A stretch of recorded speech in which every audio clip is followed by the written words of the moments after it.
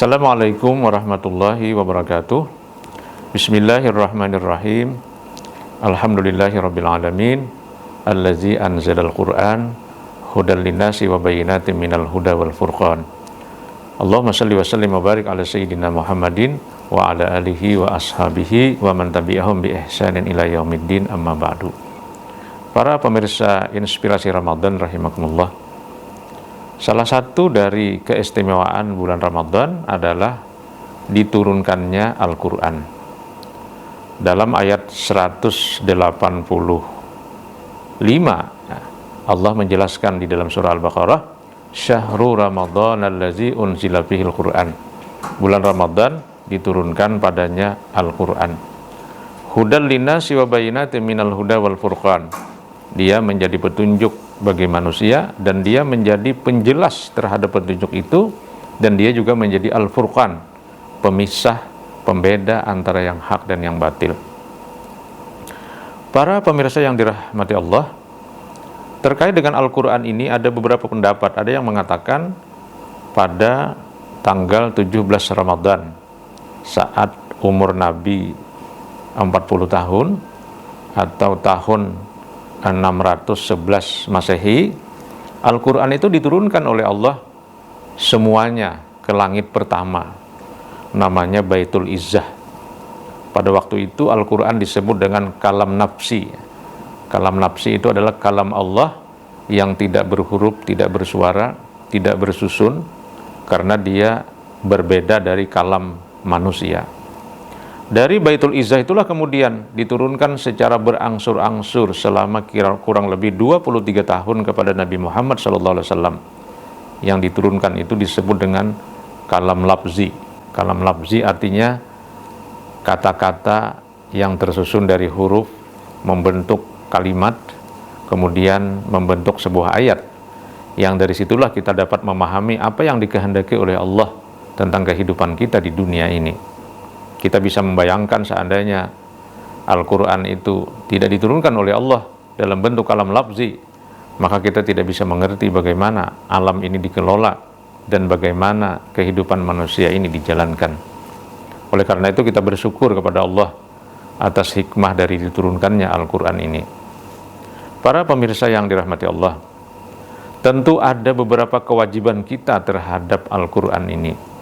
Di dalam rentetan ayat tentang puasa, terutama pada ayat 185, di situ ditegaskan bahwa Al-Quran itu adalah hudal linnasi wa bayyinatin minal huda wal furqan. Dia adalah petunjuk bagi manusia, penjelasan-penjelasan dan rincian tentang petunjuk, serta pembeda antara yang hak dan yang batil. Dari sini tergambar bahwa ada kewajiban kita terhadap Al-Quran ini. Yang pertama, kewajiban kita adalah mempelajari cara membacanya. Kita bersyukur era ditemukannya berbagai metode untuk mudah membaca Al-Quran bagi anak-anak kita sekarang ini luar biasa. Ada dulu namanya metode Iqra, metode Qiraati, Tilawati, Al-Banjari, dan sekian banyak metode, sehingga itu mempermudah kita untuk belajar membaca.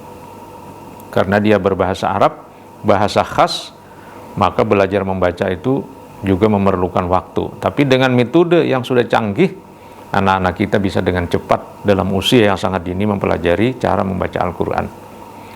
Tentu tidak bisa berhenti di situ saja. Kewajiban kita yang berikutnya adalah mengakses informasi apa yang terdapat di dalam Al-Quran. Rasanya tidak mungkin kita akan mendapatkan Al-Quran itu sebagai petunjuk kalau kita tidak memahami isi kandungannya. Nah, dalam hal ini juga di era berlimpahnya media informasi, di era digital sekarang, kita juga bersyukur. Kalau dulu kita harus membeli kitab tafsir dengan jutaan rupiah, belasan jilid, sekarang semua data itu dalam tanda petik bisa disulap untuk masuk ke dalam sebuah chip yang sangat kecil, masuk ke HP kita, ke tab kita, ke komputer kita, dan kita bisa membaca dalam bentuk produk digital. Jadi kita bersyukur hidup di era melimpahnya informasi dan canggihnya media sosial.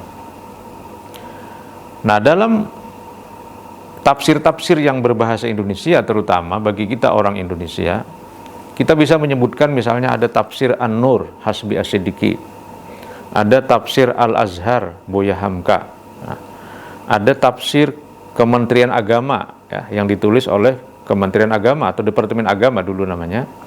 Kemudian juga ada tafsir Al-Misbah karya Quraisy Shihab. Nah, di antara kitab-kitab tafsir itu selayaknya kita paling tidak memiliki satu di antaranya.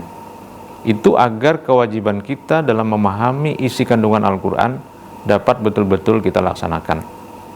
Maka hanya dengan bisa membaca dengan baik, memahami kandungannya, kita akan sampai kepada tahap yang paling penting, yaitu bagaimana mengoperasionalkan Al-Quran itu sebagai huda, sebagai petunjuk. Saya kasih contoh misalnya yang sangat sederhana, setiap hari kita membaca bismillah, mau makan kita baca bismillah, keluar rumah kita baca bismillah. Apa sesungguhnya operasionalisasi dari bismillah itu dalam kehidupan? Nah, kalau kita lihat dalam tafsir, tidak lain bismillah itu adalah kalimat yang menyadarkan kita bahwa dalam segala tindakan kita bersama-sama dengan Allah Subhanahu wa taala. Kita merasa dekat dengan Allah. Maka dengan kedekatan kita kepada Allah dalam mengerjakan segala perbuatan, berkah dari perbuatan itu akan kita raih. Dan itulah saya kira tujuan kita hidup di dunia. Dari segi usia relatif kita sama-sama saja, dari segi fasilitas hidup juga tidak terlalu berbeda, tapi tentu dari segi keberkahan hidup mungkin akan tidak sama. Maka mari kita amalkan Al-Quran itu, kita operasionalkan untuk kita mendapatkan berkah dalam hidup kita. Demikian, wassalamualaikum warahmatullahi wabarakatuh. Download Tribun X sekarang, menghadirkan lokal menjadi Indonesia.